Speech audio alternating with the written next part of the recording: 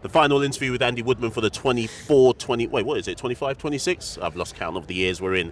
It's the final interview of the season. Bromley have just won 3-0 against Cheltenham Town. Andy, everyone's going to ask you the same thing, your reflections on the season, so I'm going to start different. Chesterfield just got into the playoffs on the last day of the season. They've ended, I think, 4 points ahead of Bromley. Yep.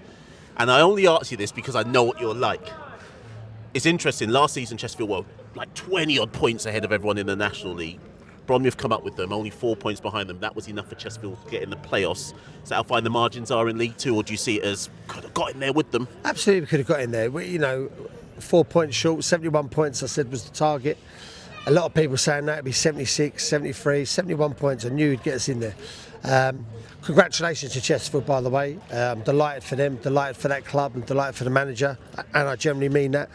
We wasn't good enough to get in there, and that's just, as much as I want to say we lost points here, we lost points there. Well, we had a couple of points on the road that we shouldn't have got. Over the course of the season, you finish where you deserve to finish, and there's no luck about it. And we finished, relatively well, but just not quite well ready to finish. Without giving any of the secrets away for next season, what were some of the things that you've picked up on over a long, arduous League Two season where you thought, okay, I saw that, which I hadn't quite expected about some of the margins between National League and League Two? Not a lot, really. I know that probably might disappoint you. There's one or two bits en route, but it's just about recruitment. You've got to make sure you get a good base of players and a good group. The group's important. We haven't got the riches, we know that. But if you get the right group and you keep them fit and you keep them together, that's priceless. We don't have any idiots here. If they're an idiot, I will get rid of them straight away. And I know that sounds ruthless, but I've got a group of players tonight. They're all every single one of them, and their wives and girlfriends. They're all going to a restaurant tonight. How proud am I of that of them? We've got a real tight group, and that speaks volumes of what we've created here and what we're going to keep adding to. Just Ben Thompson's little one coming fast. Great, he should be an interview. Come on, mate.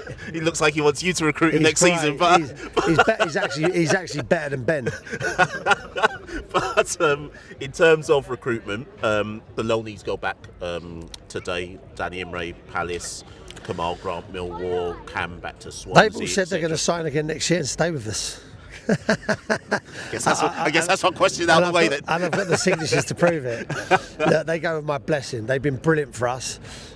I think we've had this conversation, Mash, at the end of every season about players that go back. It wasn't that long ago Ali El-Hamidi went back, and Ellery Balcom. Yeah. There'll be another Danny Imre, there'll be another Congreve, and I don't mean any respect, there'll be another one. We'll find another one. It's not that I haven't already found them, but they go with my blessing, they go with my thanks, and I really am looking forward to seeing their careers flourish.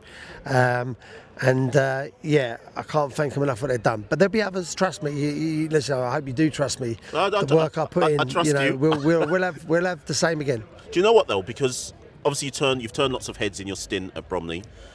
There was Bromley, the non-league club, with all respect due to the National League. As much as we can say it's like the league, lots of people in the Football League don't see it that way. Absolutely. Now you're in League Two. Have you started now to see the kind of change in how people approach Bromley and what Bromley can offer for players like a Danny Imre and a Cam Congreve, that the Bromley of the National League got some kind of not sure on that? I've had 5 players I've shown around this week. I've met them, 5 good players, 5 players from a level, and every single one of them was like, wow, this is unbelievable. So we are attracting, whether we're going to be their first pick, who knows. But they're coming to meet us, and they're coming to meet me, and they get what I'm about, and they get what this club's about. So that's progression.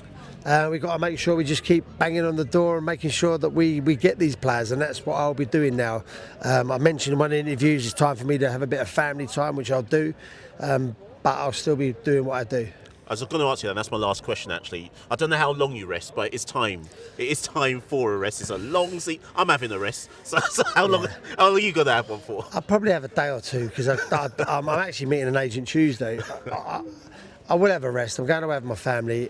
I will be on my phone. They know that. They know how it works. But I have to give them some time. Listen, Andy, thank you. Great season. Thank you for all the interviews. The fans appreciate it. I know. You set yourself such a high bar. But listen, FA Cup third round this season, 11th in the league. Thank you very much. Thank you. Thanks for all your Cheers. support. I genuinely mean that. Thank you. Cheers, Andy.